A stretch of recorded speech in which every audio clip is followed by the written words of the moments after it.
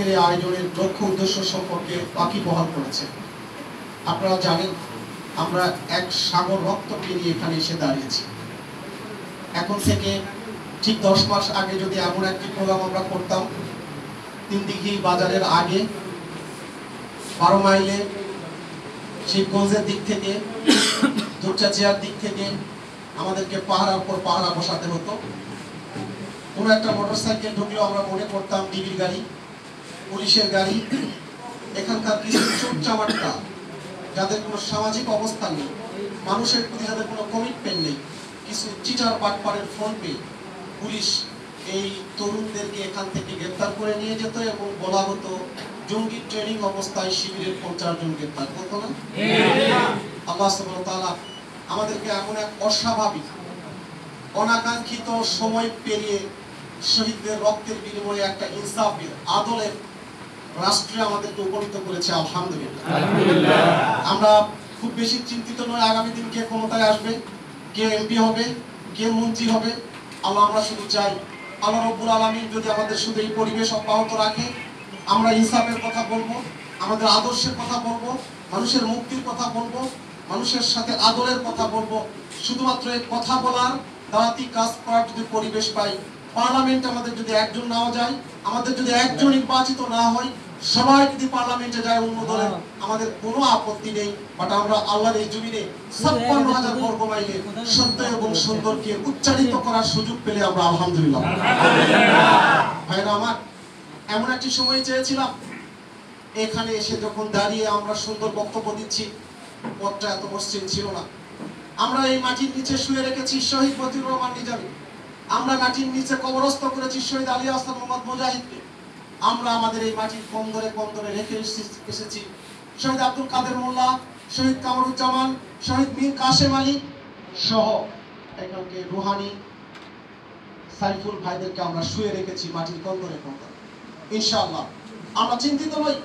আমাদের নেতৃবৃন্দ যে আদর্শের কথা বলতো, যে মুক্তির কথা বলতো, কেবলমাত্র একাডেমিক বক্তব্য নয়, তারা যে পথে মানুষকে ডাকতো, জীবন দিয়ে প্রমাণ করেছে।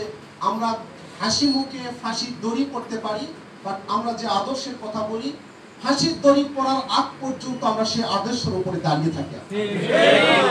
আমরা তো আমাদের যুবক ভাইদেরকে বলি, আপনারা তো সেই নেতৃত্বের সংগঠনের কাতারে ঐক্যবদ্ধ হয়েছেন, যারা কেবলমাত্র বক্তৃতা দেয়নি, কেবলমাত্র যুবকদেরকে মিছিলে ঠেলে শাহাদাতের তামান্নায় উজ্জীবিত করেনি, নিজেরা শহীদ হয়ে প্রমাণ করেছে যে কথা আমরা মানুষকে বলি সে কথা আমরা নিজেরাও আমল করি। আর তারা 5 আগস্ট সকাল 10টা পর্যন্ত বলেছে লড়াই চালাও, বলেছে না? তাদের নেতা কর্মীদেরকে 5 আগস্ট সকাল পর্যন্ত রাস্তায় লেলিয়ে দিয়েছিল না? জনগণকে অন্ধকারে রেখে, নেতাদেরকে অন্ধকারে রেখে নিজে কি করেছে? লাখ লাখ আওয়ামী লীগের লোকজনকে রাস্তায় নামিয়ে দিয়ে শুধু নিজে এবং নিজের বোনকে নিয়ে হেলিকপ্টারে চড়ে পালিয়ে গেছে। This is their character. আপনি এত বড় নেতা, 16 বছর যাদের কেন্দ্র দখলের মধ্য দিয়ে আপনারা ক্ষমতায় থাকলেন, যাদের প্রতাপের উপরে দাঁড়িয়ে আপনি ক্ষমতাকে এনজয় করলেন, সবাইকে মৃত্যুর মুখে ঠেলে দিয়ে কেবলমাত্র নিজের জীবন নিয়ে যে পালিয়ে যায়, সেই নেতার আনুগত্য করা যায় না। ভাইরা ভাইরা, আমরা তো বলি শহীদ হয়ে যান। আদর্শের কথা বলতে মুক্তিযুদ্ধের সুল এজেন্সি নিয়েছিলেন। আপনি এই মাটিতে এত ভালোবাসেন, এই মাটির জন্য এত কিছু করেছেন, এই মাটিতে দাঁড়িয়ে আপনি মাটির নিচে চলে যেতেন, মানুষ আপনার নাম স্মরণ রাখত।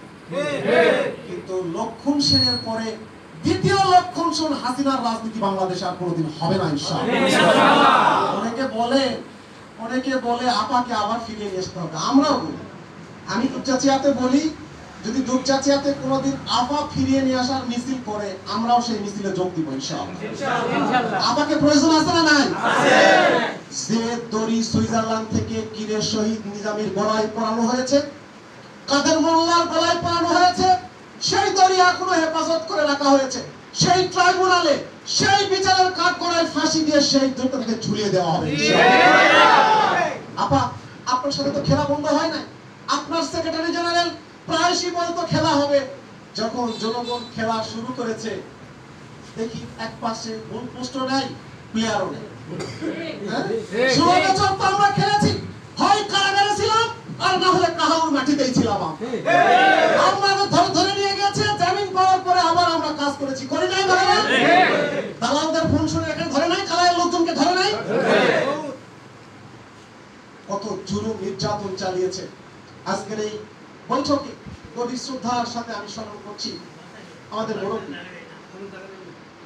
ইসলামী আন্দোলনের যিনি আমাদের শিক্ষা দিয়েছেন, আল্লাহ রাব্বুল আলামিন তাকে মাত্র কয়েকদিন আগে আমাদের মাঝ থেকে তুলে নিয়েছে। আল্লাহ রাব্বুল আলামিন তার কবরকে রিয়াজুল জান্নাতের বাগিচা বানিয়ে দিন। আমিন। এমপি হওয়া সহজ, চেয়ারম্যান হওয়া সহজ, অনেক বড় নেতা হওয়া সহজ, কিন্তু একজন তায়েব আলী হওয়া অনেক কঠিন। একজন তায়েব আলী হওয়া অনেক কঠিন ভাইরা। সেই বয়োবৃদ্ধ মানুষ, সেই বয়োবৃদ্ধ মানুষকে যিনি প্রতিবন্ধী ছিলেন অনেকটা, তাকে পর্যন্ত কারাগারে নির্মম অন্ধকারে তাকে ফেলে দেওয়া হয়েছে। আজকে অনেকে আমাদেরকে বলে এলাকায় আমাদের প্রোগ্রাম সহ্য হয় না, আমাদের অস্তিত্ব সহ্য হয় না, আমাদেরকে মুছে ফেলতে চাই 5 আগস্টের পরেও। তাদেরকে বলবো সালতামামি বের করেন, খাতা বের করেন। জুলুম নির্যাতনের পথ মারিয়ে কারা 16 বছর মাথা উঁচুকে লড়াই করেছে, আর 5 আগস্টের পরে কারা হালুয়া রুটির ভাত তৈরি করেছে, খেরোয়া খাতা বের করেন। আমাদেরকে মুছে ফেলতে চান, এই কালায়ের যুবকদেরকে মুছে ফেলতে চান। যে ফাঁসিবাদ হাসিনা 16 বছরে আমাদেরকে মুছে ফেলতে পারেনি, দুনিয়ার কোন রাজনৈতিক শক্তি আমাদেরকে মুছে ফেলতে পারবে না। কেউ যদি আমাদেরকে আবার ইমানের পরীক্ষা নিতে চায়, কেউ যদি আমাদেরকে আবার মুছে ফেলতে চায়, লড়াই আরেকবার শুরু হয়ে যাবে ইনশাআল্লাহ। গতকাল একজন ভদ্রলোক বলছেন ছাত্র শিবিরকে জমিন থেকে মুছে ফেলবে। আমরা তো তাদের দয়া নিয়ে বাংলাদেশে আছি। এই 56,000 বর্গ মাইলে দয়া করে রাজনীতি করার জায়গা দিয়েছে, পারমিশন দিয়েছে, তাই আমরা রাজনীতি করি। কাপুরুষতা করবেন, 16 বছর যেভাবে গর্তে লুকিয়েছিলেন সেভাবে কাপুরুষতা করেন। এই বগার মাটিতে কারা জমিনে রক্ত দিয়েছে মানুষ দেখে নাই? এই কালোর মাটিতে কারা রক্ত দিয়েছে দেখে নাই? এখানে মুনিরকে শুয়ে রেখেছি, রাহিমকে শুয়ে রেখেছি। তাদেরকে ফেলে, তাদেরকে ভুলে গিয়ে যদি কেউ আমাদেরকে মুছে ফেলতে চায়, আল্লাহর পক্ষ থেকে জমিন থেকে তারা মুছে যাবে ইনশাআল্লাহ। কোনো অকৃতজ্ঞ দুনিয়াতে রাজনীতি করতে পারবে না।